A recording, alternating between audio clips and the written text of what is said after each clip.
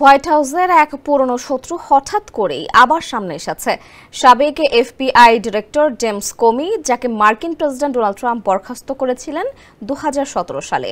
এবার তিনি অভিযুক্ত হয়েছেন কংগ্রেসীয় কার্যক্রমে বাধা দেওয়া এবং মিথ্যা তথ্য দেওয়ার অভিযোগে।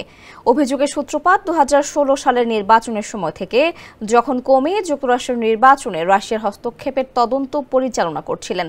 সেই তদন্তের রেশেই এবার অভিযোগ উঠেছে 2020 সালে কংগ্রেসের শুনানিতে কোমি নাকি মিথ্যা সাক্ষ্য দিয়েছেন। অভিযোগপত্রে বলা হয়েছে তিনি ইচ্ছাকৃতভাবে বিভ্রান্তিকর তথ্য দেন এবং কংগ্রেসের কার্যক্রমে বাধা সৃষ্টি করেন।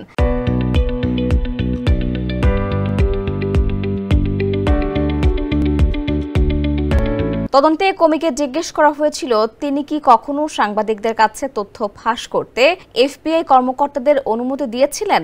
তিনি অস্বীকার করেন, কিন্তু তার সহকারী অ্যান্ড্রু ম্যাকক্যাব বলেন কোমি সত্যি অনুমতি দিয়েছিলেন। সেই সঙ্গে তিনি কংগ্রেসীয় কার্যক্রমে বাধা দিয়েছেন এমন অভিযোগ উঠেছে। অভিযোগের পর কোমি এক ভিডিও বার্তায় বলেন তিনি জানতেন ট্রাম্পের বিরুদ্ধে দাঁড়ালে মূল্য চুকাতে হবে, কিন্তু হাঁটু গেড়ে বাঁচতে চান না তিনি, তাই শেষ পর্যন্ত কি হয় দেখতে চান তিনি। ওদিকে কোমির আইনজীবী জানিয়েছেন তিনি নির্দোষ এবং আদালতে প্রমাণ করবেন। তার প্রথম শুনানি হবে 9 অক্টোবর ভার্জিনিয়ায়। একসময় যিনি ট্রাম্পকে প্রেসিডেন্ট হতে সাহায্য করেছিলেন, আজ তিনি দাঁড়িয়ে আছেন তারই সবচেয়ে বড় রাজনৈতিক শত্রু হয়ে।